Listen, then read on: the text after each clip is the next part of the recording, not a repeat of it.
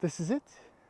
This is the car I and probably a lot of past and present Acura fans have been waiting for, dare I say it, probably close to 15 years. Look, I've got so many things I would love to share about this car, and I'll probably get through most of it because my videos tend to be long-winded and so on and so forth. But look, if you've watched a few of my videos over the years, thank you so much. Thank you. But in a nutshell, I've not been very kind to Acura. I've been essentially against 95% of all the decisions that they've made over the last decade, 12 years, whatever, as far as design, as far as naming, as far as packaging, as far as styling, design styling, yes. And I think, and I believe I said this more or less in my last MDX review, that Acura, I think, has found, the road, the trail, where it belongs. And if they stay true to this trail, this track, this path, then I think that they cannot fail. And the first indicator of that, I think, and it's not the NSX, no, I know that the NSX Type S, I've read some reviews, I've not had, will not have the opportunity to drive it, but I've read that they did right by the NSX finally at the very end. But initially when I drove it, I was essentially, backhand. I didn't like it. But this is a 2023 Acura TLX Type S. And it is almost exactly what it needs to be.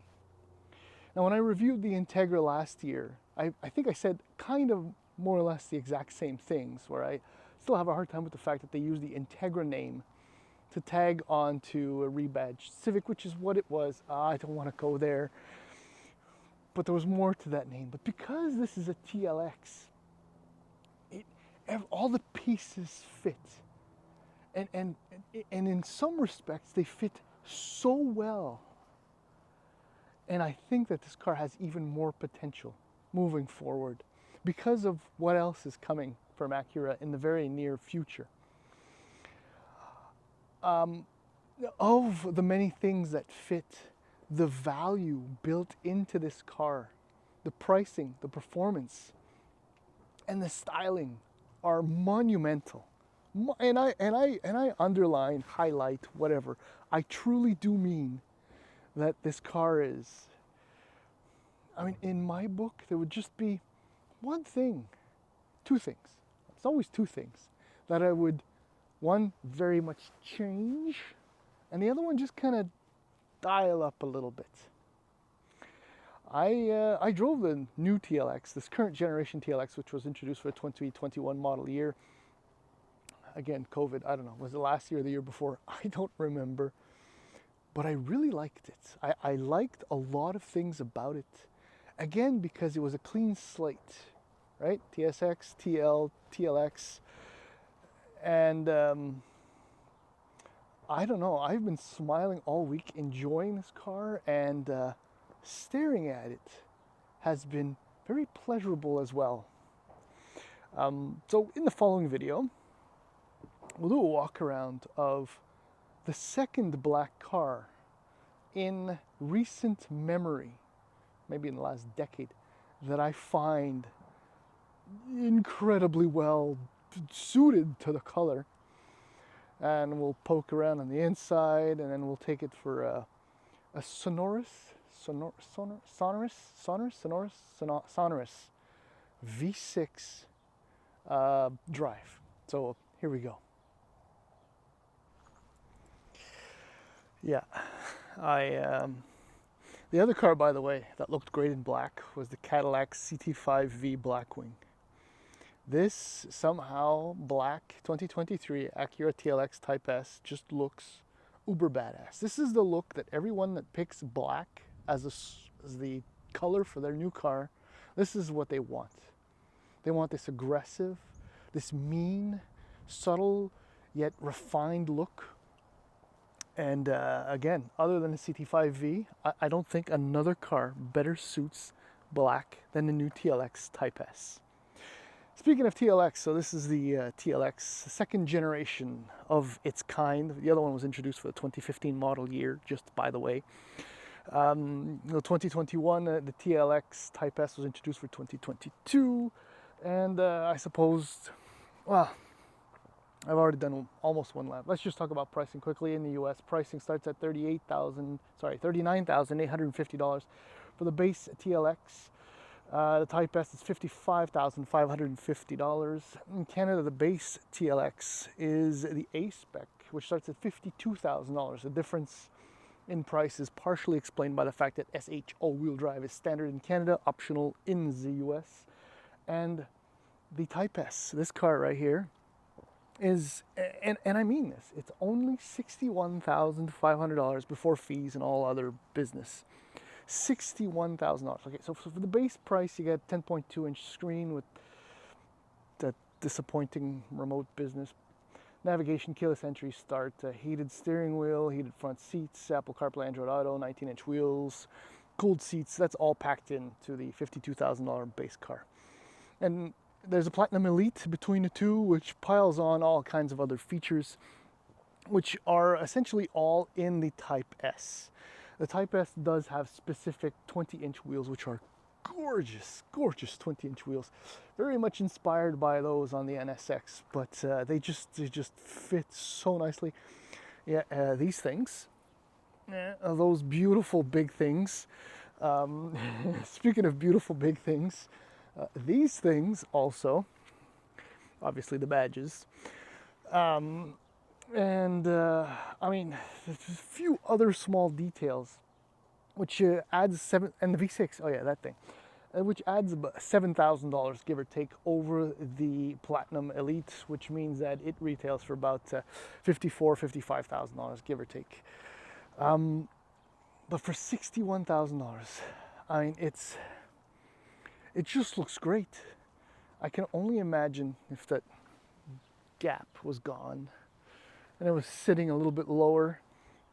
I mean, the styling is fantastic. I mean, at first I thought it was a little exaggerated how much the front of the car, from the, nose to A-pillar is, more than 1/3 of the overall size of the car. But I've grown to absolutely adore this styling decision. I mean, the car, what's best about it is that it's totally unique. You don't see any Honda in it at all. Oh, and well, you get a bunch of little aero bits too, and I suppose that's about it for the exterior. But and look, the problem with black is simple, right? A little bit of rain, and that's what you get. Spots all over the place. Okay, so pop the trunk. 382 liters, not that it really matters, but it's a fairly decent trunk. Opening's good size, we don't care. That's that for that. Interior, it's actually not as spacious as the overall size and wheelbase would suggest, but it's really not that bad. I mean, for the kids are fine. 2 adults would fit nicely in there. Obviously, if you do have 2 kids seats, there's no room in the middle, but that's not really. What is important is what happens up here. In true Acura fashion, I mean, the way the materials come together, the different surfaces, textures, it's just absolutely wonderful. I mean, even this plastic kind of looks cheap, but it's tender, it's soft, it's nice. Red leather is just beautiful. ELS 3D audio, everything, it's beautiful. Beautiful, as are the seats. I mean, they're as comfortable as you would expect any seat in an Acura.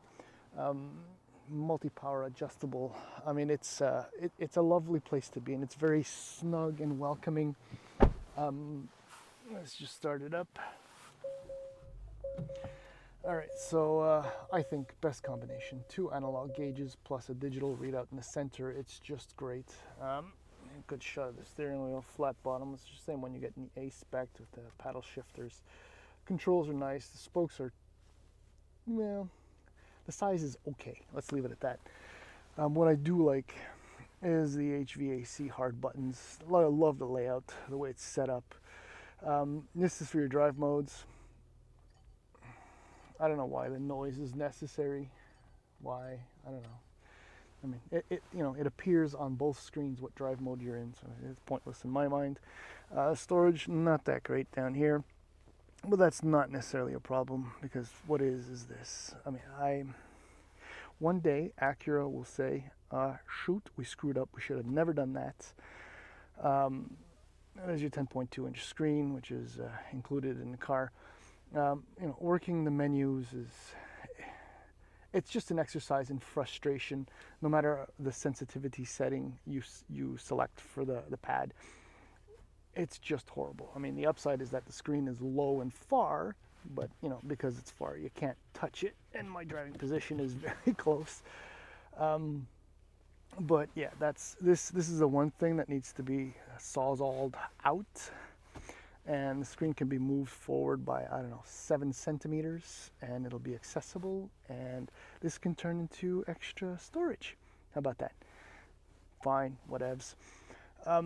The driving position is great. Visibility is decent. I mean, the dashboard is very low, and I'm always in the lowest seating position. There's this nice opening there. I mean, this is just a really, really good place to be, generally speaking, and out on the road, it's wonderful. So let's go and do that.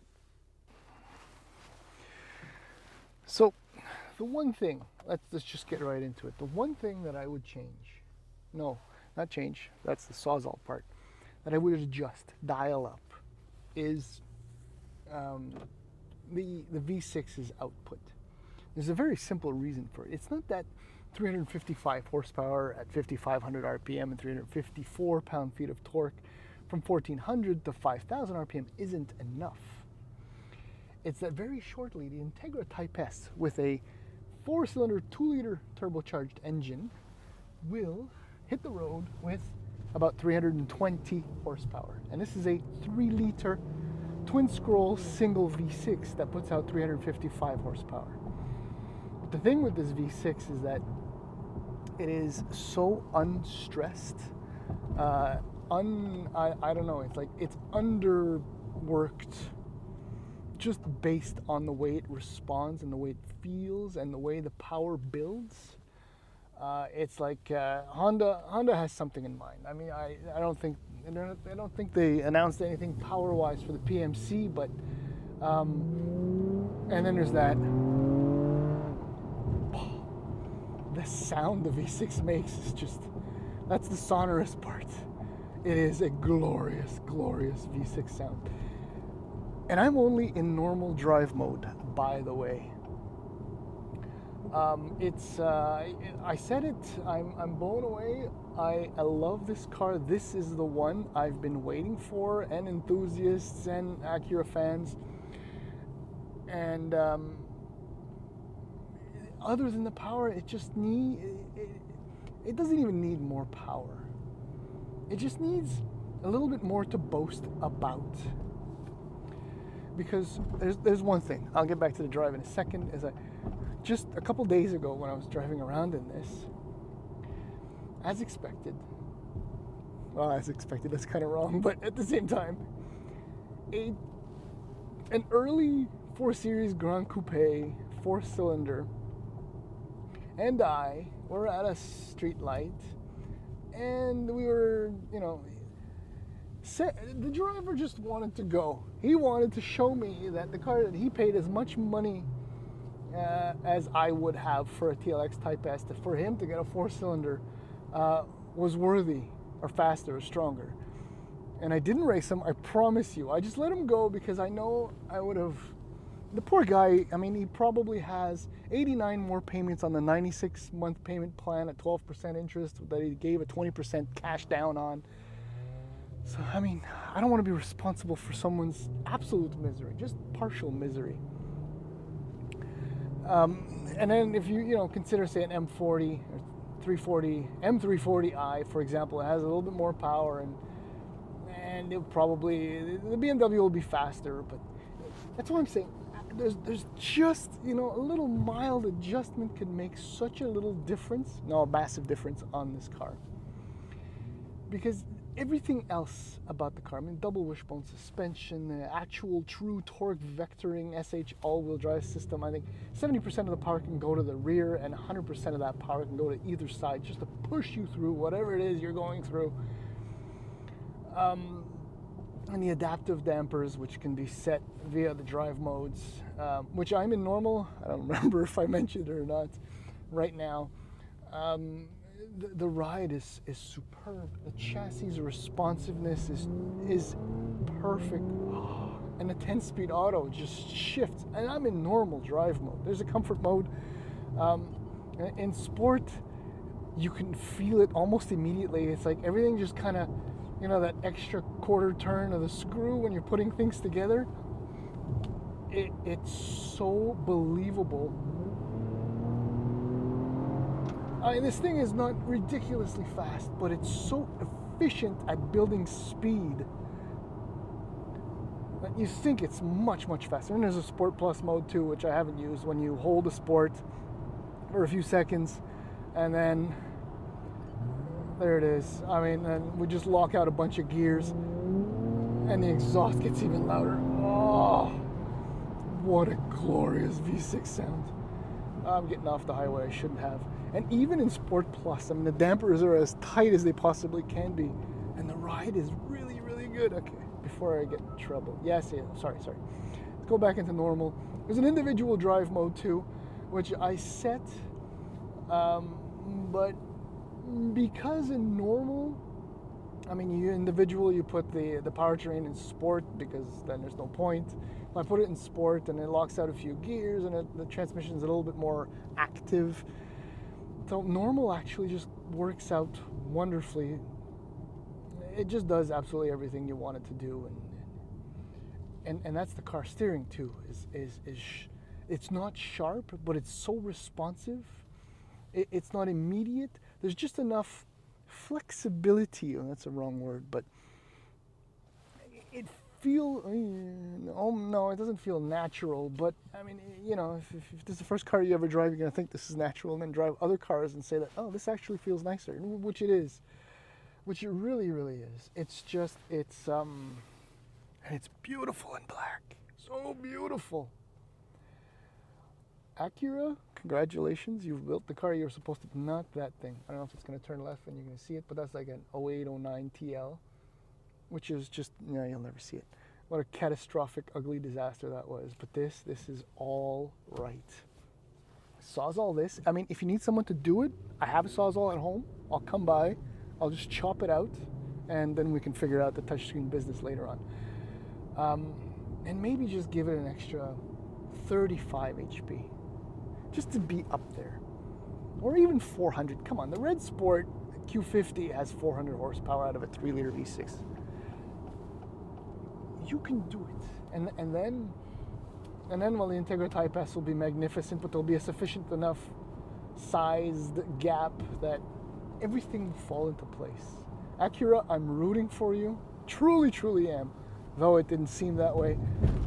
Oh, goodness. You can feel the dampers just leveling up the car while soaking that nasty bump we just went over. And I'm still in normal, and oh yeah, and the brakes are really good too. The Brembo brakes, wonderful. Okay, I've said so much. I'm sorry. Thank you.